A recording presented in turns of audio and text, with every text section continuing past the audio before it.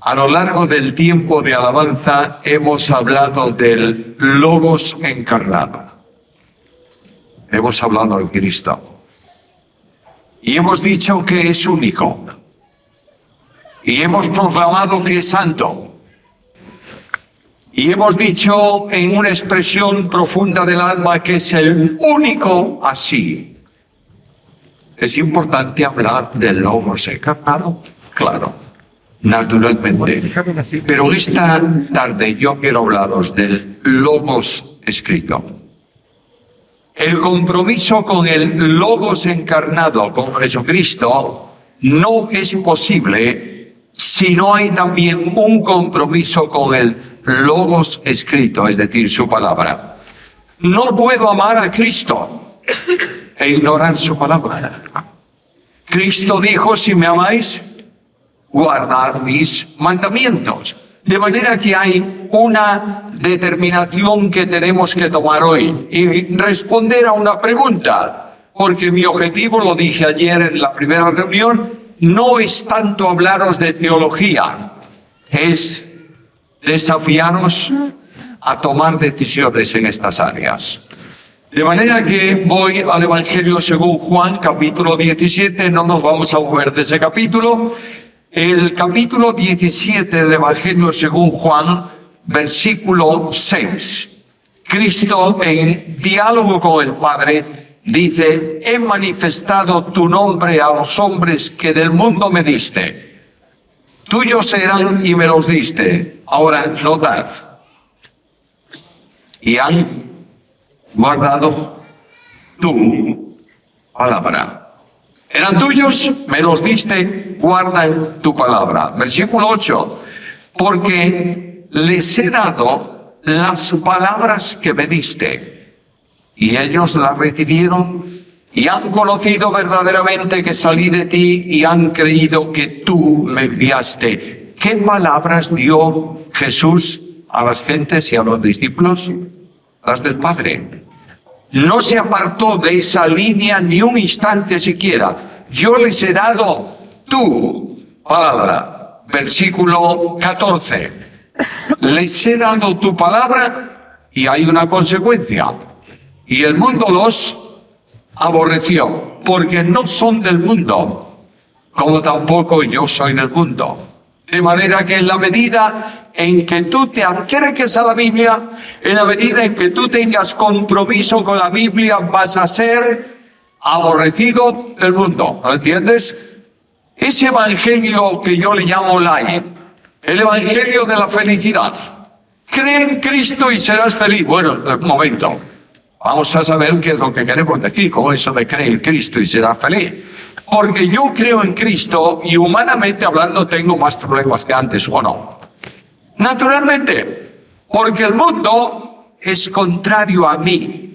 Y yo soy como ese palo que tú pones en el río que va contra corriente. Por tanto, Cristo dice, el mundo los aborreció. Pero ahora, Padre, quiero un pueblo santo. Ayer hablamos algo de esto. ¿Cómo consigo que la iglesia de Cristo viva una vida santa? Mira el versículo 17. Santifícalos en tu verdad, demás. Tu palabra es verdad. Estamos en un tiempo en donde en cada librería evangélica hay una docena, bueno, tal vez más, libros de autoayuda. ¿Sabes lo que significa eso? Tú puedes.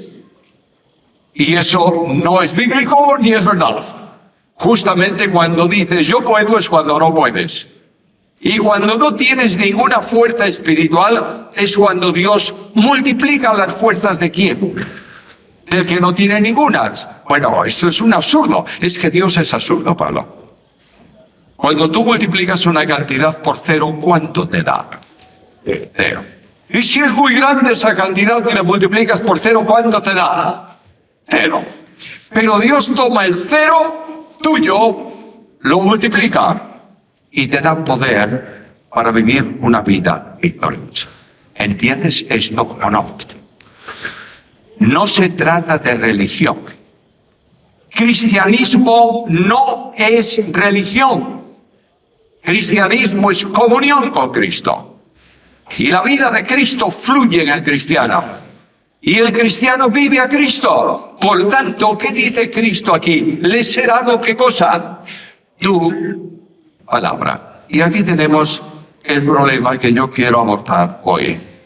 Primeramente, permitidme un tiempo. No quiero ocupar mucho. Aquí está mi cuenta atrás. Menos mal que la tengo cerca porque la veo bien. Gracias, porque es para el predicador que está un poco miope. Tiene una buena cuenta atrás ahí. En la iglesia también tenemos en Pío, tenemos una cuenta atrás para empezar.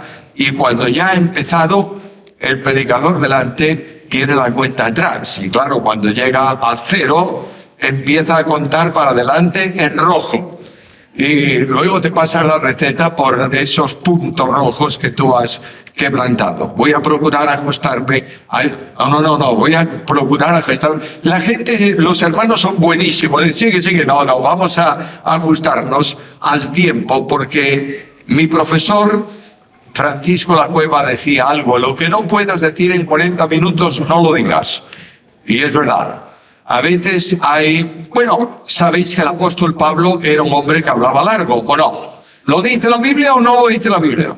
Claro, de modo que hasta el joven se sienta en la ventana cansado de oír a Pablo y se duerme.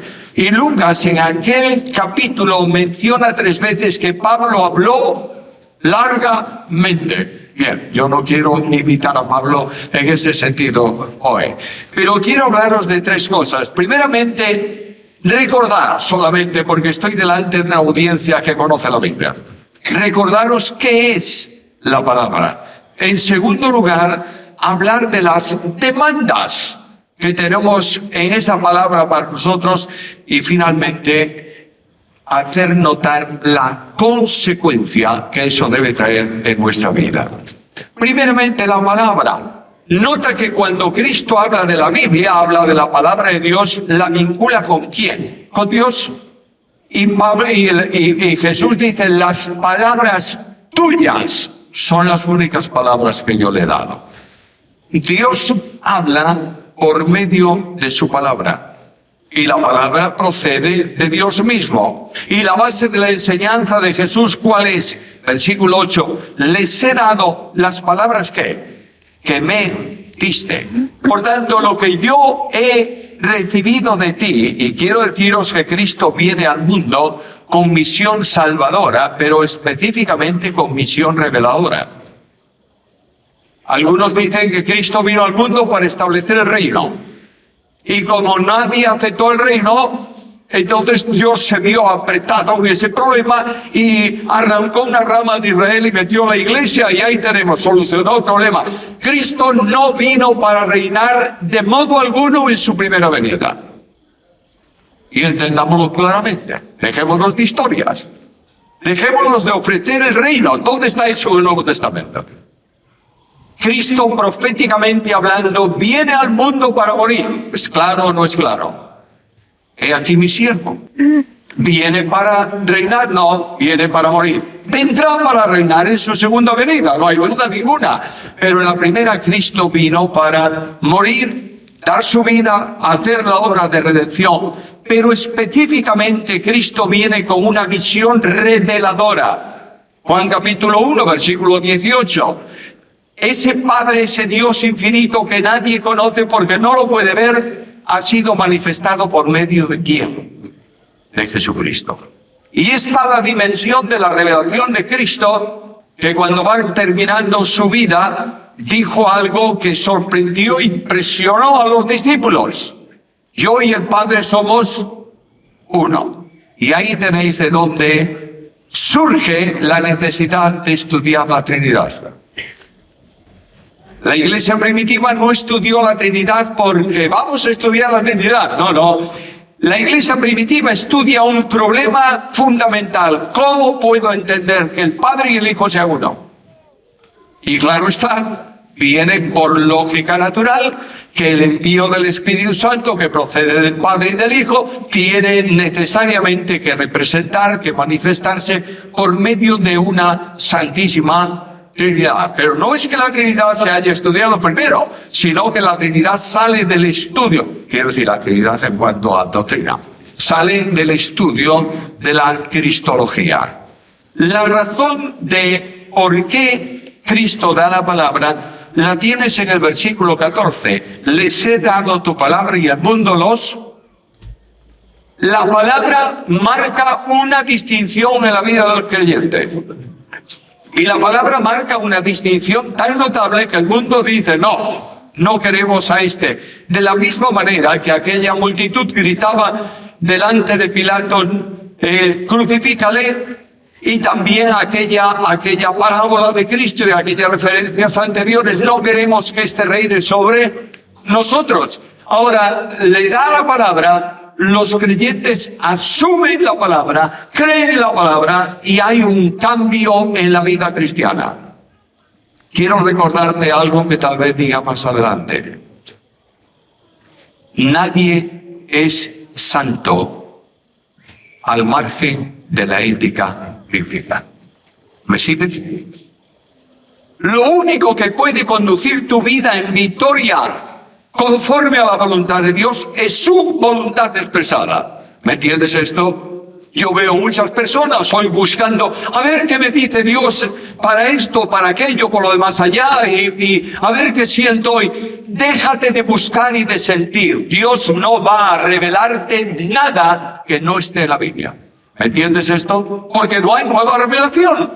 La revelación de Dios terminó cuando se escribió el último párrafo del último texto del Nuevo Testamento. ¿Me estás siguiendo? No hay nuevas revelaciones. No hay revelaciones que Dios dice, oye, esta noche yo soñé y tengo una revelación nueva y ahora escucharme porque es una revelación divina.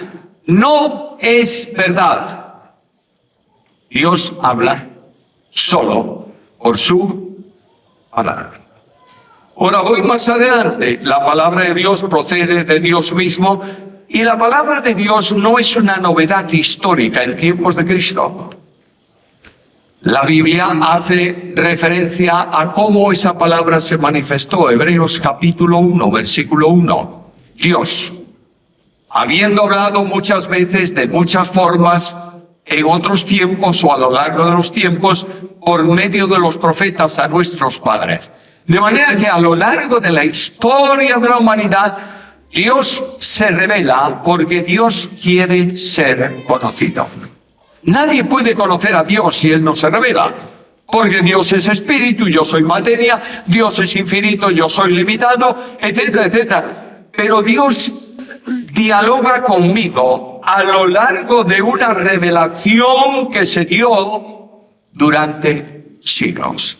Dios habló y Dios utilizó para eso personas. Lo más sorprendente de la Biblia es que la Biblia es un libro que fue escrito a lo largo de más o menos 1400 años por unas 36, 37, 40 personas diferentes, con culturas distintas, en situaciones distintas, en una sociología distinta, con un entorno distinto. Y todo eso trae como consecuencia, porque es Dios que actúa ahí, que haya una sola palabra suya. Claro, a lo largo del tiempo nosotros tenemos mucha más revelación que tenía Job. El primer libro de la Biblia con toda probabilidad es Job. ¿Y cuál es la revelación que tiene Job? Bueno, cree en Dios, conoce a Dios, se da cuenta que Dios está en el control de las cosas, no entiende lo que le está pasando, yo tampoco lo entendería. Pero Dios descansa en la soberanía de Dios. Y cuando ya sus palabras no son suficientes para cortar las calumnias de sus amigos, ¿qué hace Job? Entrega el problema a Dios. Ahí tienes la primera revelación. Dios dice, entiende que yo estoy aquí y que soy más que tú. Y que tengo un conocimiento que supera en todo a tu conocimiento. Y que yo soy el creador del cielo y de la tierra y tú no. Tú eres una criatura. Y comienza el diálogo de la revelación de Dios de esta manera. En el principio Dios creó los cielos y la tierra. La Biblia no es un libro de ciencia, aunque no contradice la ciencia. La Biblia es un libro de fe. De manera que cuando el escritor a los Hebreos habla de este, dice que por fe creemos haber sido hecho el universo. De manera que voy a la Biblia nunca estudia, confronta, explica cómo es Dios. La Biblia dice Dios es. Y ahí comienza la andadura de la Biblia. Dios se revela. Para revelarse, Dios comienza escogiendo las personas que van a escribir su palabra. No deja al azar. No dice, a ver, en esta congregación de Israel, ¿quién es una persona buena? Una persona digna, una persona honesta, una persona comprometida, una persona tradicional. No. Dice, yo escojo al que quiero para que escriba lo que yo le digo. Y si quieres ver esto, mira a la profecía de Jeremías. Y verás que al principio Jeremías dice que Dios le dijo, te he escogido desde el vientre de tu madre. Bueno, y decimos, ¿y por qué? ¿Por qué escogió a Jeremías? ¿Sabes por qué? Porque Dios es Dios. Y porque Dios es soberano. Y una de las cosas que Satanás no quiere es que tú entiendas que la Biblia revela esencialmente que Dios es el soberano. Estamos en sábado, ¿no? Mañana domingo. Tendréis unas horitas entre hoy y mañana para hacer un trabajo. Voy a proponeros un ejercicio. Pregunta, en cada libro de la Biblia, la respuesta a la afirmación bíblica. Dios es el soberano. Y pregúntalo a través de los 66 libros. ¿Quién es el soberano? Libro de Génesis, Dios es el soberano porque sin que nadie le dijera nada, creó el cielo y la tierra. Libro del Éxodo, ¿quién es el soberano? Yo soy el soberano porque conforme a mi compromiso tomo a mi pueblo Israel de Egipto, lo llevo al desierto y lo dejo delante de la tierra prometida. Libro de Levítico, ¿quién es el soberano? Yo soy el soberano porque establezco cómo quiero ser adorado y de qué forma quiero que el culto se produzca para mi gloria. Libro de Números, ¿quién es el soberano? Yo soy el soberano. Porque saco 600,000 hombres de guerra de Egipto, mueren 600,000 en el desierto y entran 600,000 en la tierra. Yo soy el soberano. Y sigue así para adelante a lo largo de 66 libros de la Biblia. Y cuando llegas a Apocalipsis, le preguntas a Apocalipsis, ¿quién es el soberano? ¿Y sabes qué dice Apocalipsis? Nuestro Dios reina. Esa es la Biblia. A veces hablamos de salvación. No hay ninguna acción divina que no descanse en la soberanía de Dios. Dios en soberanía determinó salvar al hombre. Dios en soberanía hizo la obra de redención en la cruz. Dios en soberanía aplica la salvación al que cree. Dios en soberanía mantiene la salvación a pesar de cómo somos. Dios en soberanía nos llevará al cielo cumpliendo el programa de la obra redentora. Dios salva porque es soberano. ¿Entiendes esto? El hombre es simplemente el beneficiario de la salvación. Hay conflicto en creer que tú no puedes hacer nada para salvarte. Tú estás menosvalorando al hombre, pues déjame que lo menosvalore más todavía. Dios es el único que salva. Tú tienes la responsabilidad de aceptar o rechazar, pero no puedes hacer nada en materia de salvación. ¿Entiendes esto o no? Porque Dios lo ha hecho todo. ¿Y por qué lo ha hecho todo? Porque Dios es soberano.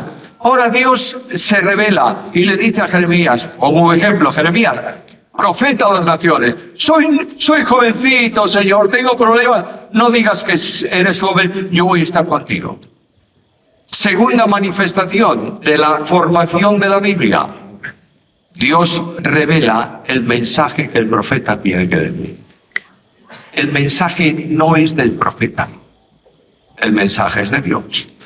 De manera que Dios se acerca al profeta en visiones, en sueños, en traslaciones, por medio de ángeles, hablándole directamente, no importa lo que, pero Dios se ocupa de que ese hombre conozca, reciba el mensaje que Dios quiere determinar. Frente a esto, hermanos queridos, y voy haciendo aplicaciones ya desde el principio, frente a esto estamos en un mundo evangélico en donde el predicador quiere decir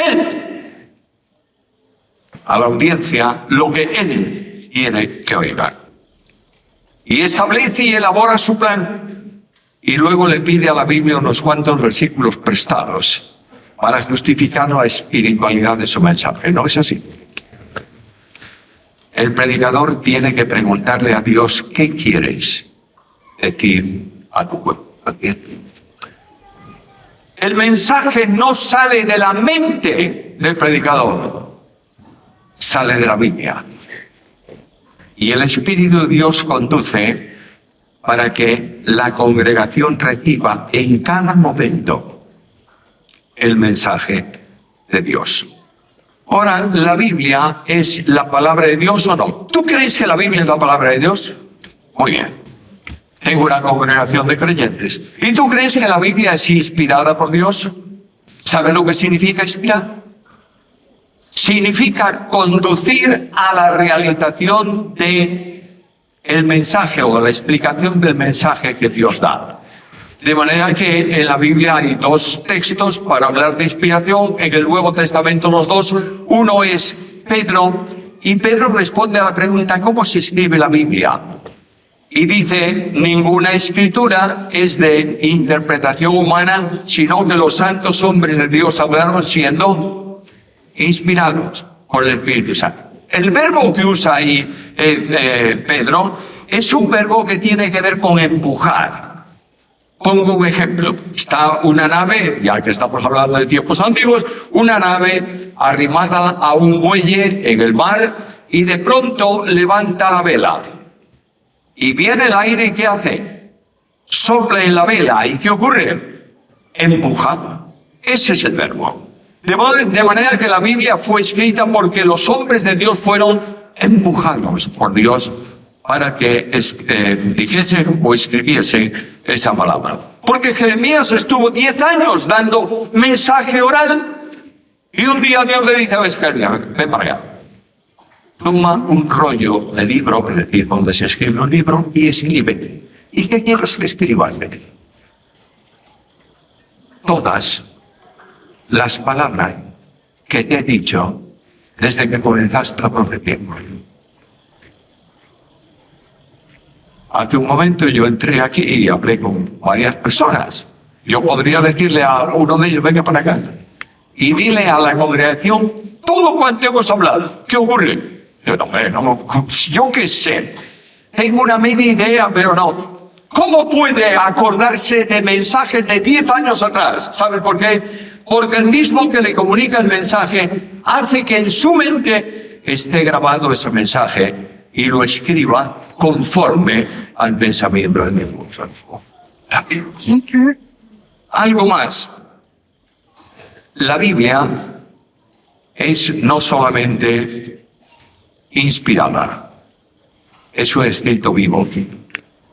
Tú vas a Hebreos capítulo 4, versículo 12 y lees estas palabras, que la palabra de Dios es viva y eficaz, y más penetrante que toda espada de dos filos, que entra hasta distinguir los pensamientos y las intenciones del corazón.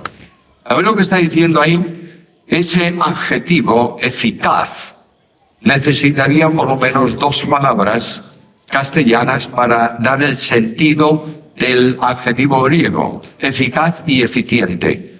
¿Sabes lo que es eficiente? ¿Sabes la distinción entre eficaz y eficiente? Eficaz es algo que opera correctamente sobre algo. Eficiente es la operación de eso sobre la situación. De manera que pongo un ejemplo porque hay muchos jóvenes y mucha gente que a veces estas cuestiones se les escapan un poquito. Imagínate que yo tengo un profundo dolor de cabeza. Me duele la cabeza. Doctores presentes, perdonen mi herejía médica. Me duele la cabeza y me encuentro con un amigo en la calle y dice, tienes mala cara. ¿Qué te pasa? Es que me duele mucho la cabeza. Y este hombre me da el remedio de la abuela. Un vaso de leche y una aspirina. Y yo me voy a la farmacia y me compro una caja de aspirinas y la pongo encima de la mesa de noche. Y al otro día salgo a la calle y me encuentro con el amigo. No mejoró mucho tu cara, ¿eh? ¿Cómo estás? Yo digo, peor que ayer. Pero ¿no es eficaz la aspirina contra el dolor de cabeza? Sí, pero solo es eficiente si la toman. ¿La tomaste? No. Entonces es muy eficaz, pero no es eficiente. La Biblia es eficaz y eficiente por una razón. Porque una vez que el escrito está desarrollado, el Espíritu Santo sopla sobre la Escritura. Y esa es la palabra que Pablo usa en la segunda carta a Timoteo, cuando dice que toda la Escritura es inspirada. Nosotros los castellano hablantes tenemos que usar las palabras que están en curso y aceptadas por la Real Academia de la Lengua, ¿verdad? Y cuando se te ocurre inventarte una palabra que no está y estás escribiendo, ¿qué pasa en la computadora?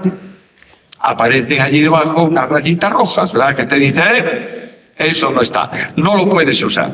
Bueno, un griego no tenía Real Academia de la Lengua. Cuando no tenía la palabra para expresar una idea, la inventaba. Y esto es lo que Pablo hace. Es la única vez que aparece en todo el Nuevo Testamento y tal vez incluso en todo el idioma griego. Y la palabra es literalmente traducida, soplada por Dios. ¿Notas que inspiración para Pablo? Es un concepto distinto, complementario a Pedro, ¿verdad? Por tanto, el Espíritu Santo, cuando sopló sobre una porción de tierra que Dios selecciona, ¿qué ocurre en la creación? Comienza la vida ¿de quién? Del hombre. Porque el Espíritu sopló sobre lo que no tenía vida y le dio vida. El Espíritu sopla sobre la Biblia y la Biblia se convierte en un escrito vital que funciona porque tiene el aliento de Dios. Ahora veo a Jesús, porque quiero seguir las pisadas del Maestro. Por ahí se cantaba hace unos cuantos años, algo así, ¿no? Quiero seguir las pisadas del Maestro. Bien, pues, si sigo las pisadas del Maestro, le pregunto al Maestro, ¿cuál era tu ministerio? Y Marcos me dice que el Señor vino predicando, ¿qué cosa? ¿El evangelio de qué?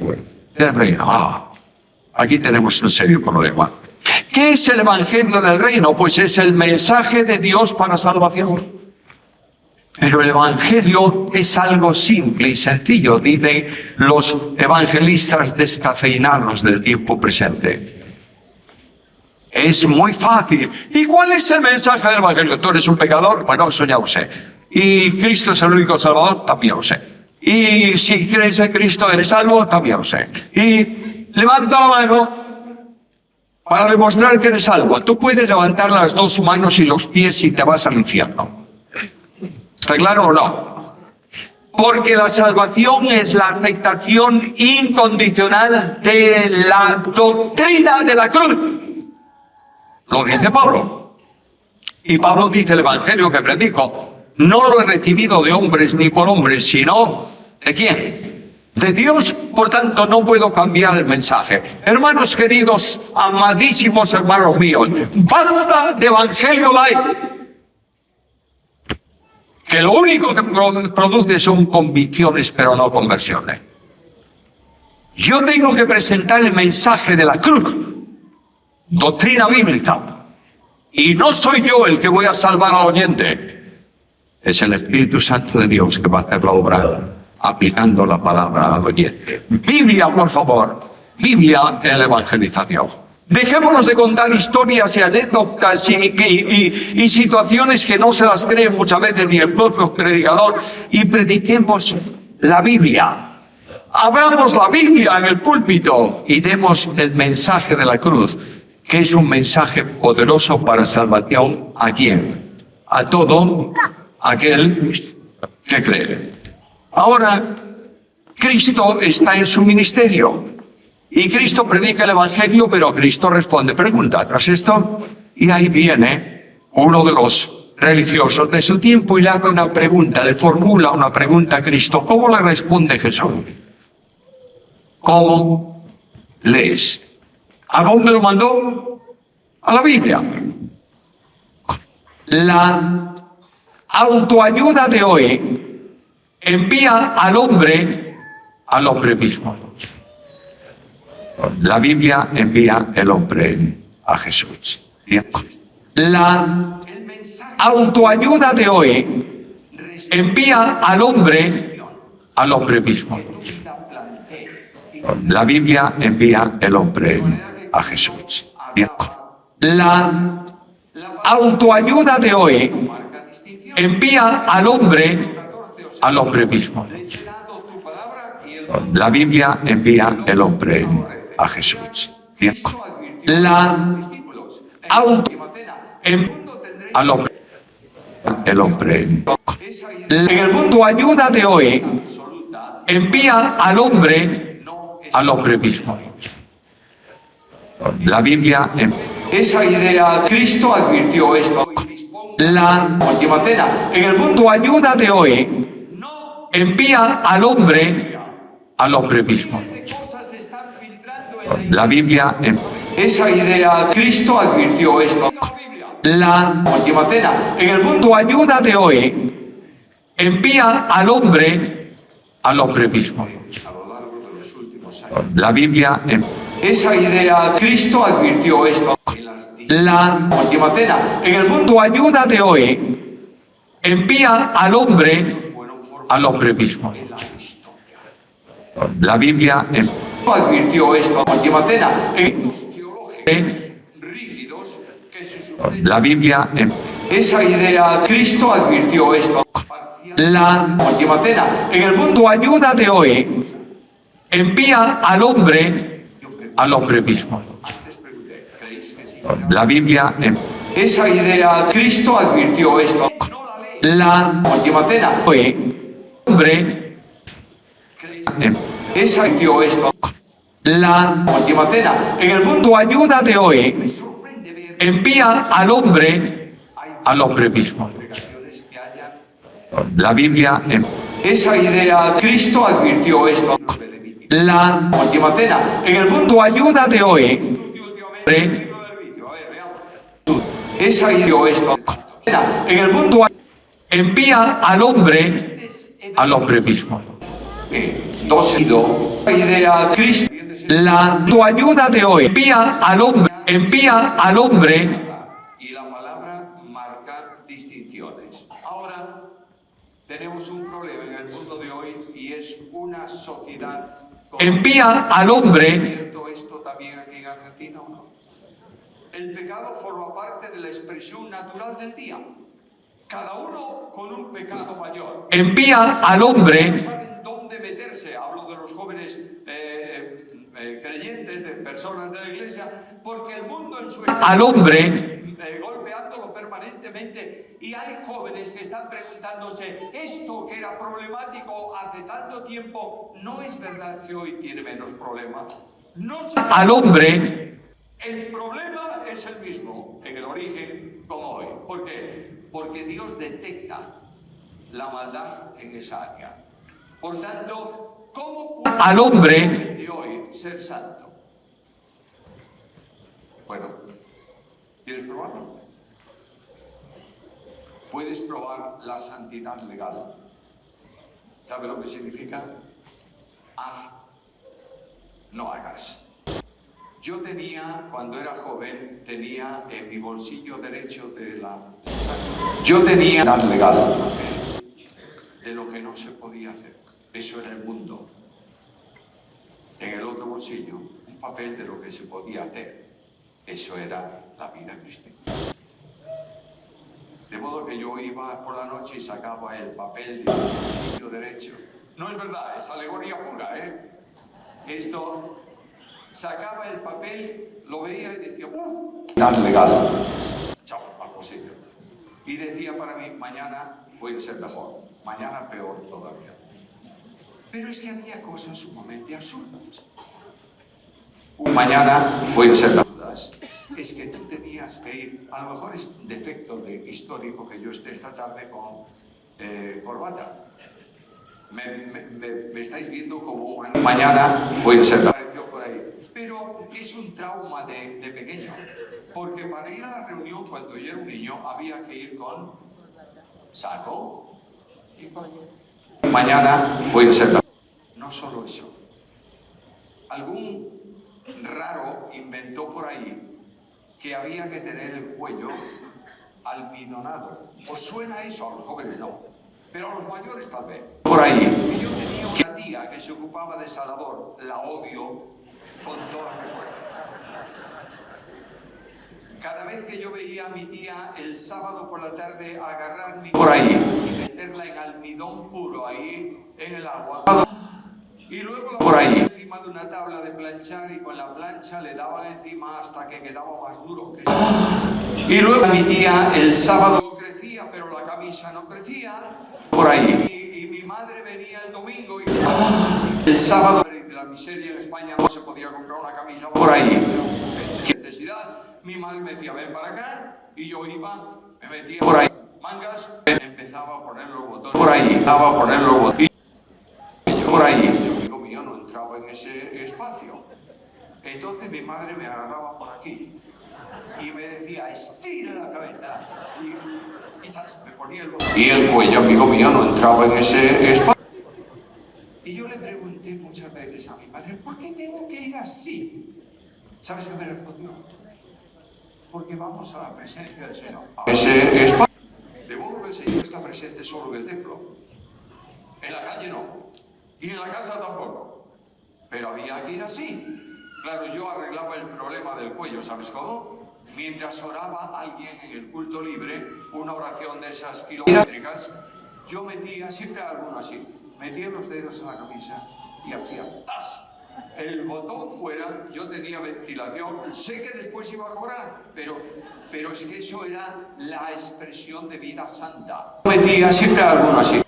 Yo creo que fui salvo por gracia de Dios. Luego había 1000 cosas más que eran pecado de lesa majestad. No se podía ir a la cafetería. Era pecado. ¿Y por qué no? Porque son cosas del mundo. El tiempo pasa. Más mundo. Más. Porque hoy cuando el Consejo de Iglesia tiene que reunirse rápidamente y es muy difícil aparcar los automóviles en el entorno de la iglesia, y parece ser que el mundo cambia. Tranquila y amplia. ¿Qué cambio más importante? Aparcar los automóviles en una café tranquila y amplia más importante. Que coincide plenamente con esto. ¿Entiendes? Y la vida santa no son cosas que hacemos, es vivir a Cristo. Y solamente cuando tú vives a Cristo, plenamente con esto, que Él es santo. Me queda poco tiempo y tengo 2 puntos todavía. ¿Cuáles son las demandas? La primera demanda establecida es que la Iglesia tiene que tener un compromiso con la Biblia, predicando la Biblia. El apóstol Pablo dice a Timoteo, te pongo bajo juramento, que prediques ¿qué cosa? Es que la Iglesia tiene que... Es hora de que la Iglesia comience a exigir a los predicadores que prediquen ¿qué cosa? La palabra. Y que en el púlpito de la Iglesia no haya otra cosa más que es que la Iglesia tiene que... La Iglesia comience, la juventud de nuestros días empiece gente a ser formada no en historietas. No demos galletas para alimentar hombres. Démosle alimento sólido de la Biblia. Que la iglesia comience, que la Biblia sea predicada en la congregación. Que los jóvenes sean influenciados por la palabra de Dios, no por la historia de la iglesia. Que los hombres y las mujeres sepan cuál es el comportamiento ético, porque lo leen ¿en dónde? En la palabra. Tenemos que volver a la palabra. Y esta palabra, que los hombres y las mujeres sepan, porque lo leen en la palabra. A la palabra. Marca. Tenemos que interpretar la palabra, ¿verdad? ¿Sí o no? Bueno, cualquier libro que leas tienes que interpretarlo para darle sentido. Porque si lees las palabras, y sobre todo cuando hay alguna figura de lenguaje, pues incluso decirte si la interpretas así literalmente. Por ejemplo, en la Biblia hay figuras de lenguaje. Esto, bajo, y sobre todo cuando hay algo, bajo, con sus plumas me cubrirán, y debajo de sus alas estaré seguro. ¿Es que Dios tiene plumas y alas? No. Está dándome una figura para hablar cuando hay algo, acogimiento y de protección, ¿verdad? Necesitamos que los jóvenes, esta generación, los viejos ya no contamos mucho, porque nos vamos a ir pronto al cielo. Pero hay una generación joven que necesita conocer, ¿verdad? Necesitamos que los jóvenes, la Biblia, ¿estamos ocupándonos de eso? ¿O estamos enseñándole 4 reglas que necesita conocer, preceptos que no son bíblicos, para que interpretar la congregación? Abre la ventana trasera del templo y tira a la calle. Que necesita conocer bíblicos para que, y permite que la Biblia ejerza la influencia necesaria para que el pueblo de Dios respire el aire del cielo. ¿Cuál es mi responsabilidad? 2 minutos me quedan. Mi responsabilidad es que debo tomar aquí y ahora. ¿Cuál es mi responsabilidad? ¿Un compromiso con qué? Con la Biblia. Si tengo un compromiso con Cristo, tengo que tener un compromiso con la Biblia. Ahí en Hebreos, ¿cuál es mi compromiso con qué? Dice, en los postreros días, los tiempos de hoy, nos ha hablado ¿por quién? Por el Hijo. ¿Conoces a Jesús? ¿Cuál es mi compromiso con qué? En los días, ¿conoces al Jesús que se mueve en la iglesia por su espíritu? ¿Cuál es mi en los días, el creyente puede decir, todo lo puedo en quién? El creyente recupera a Cristo, por favor. Vuelve nuevamente a incorporar a la vida de la iglesia a aquel que es cabeza y sustento de la iglesia. Recupera a Cristo, por favor. Una determinación de vivir para la gloria de Dios, viviendo a Cristo. No te queda más opción. Dijo,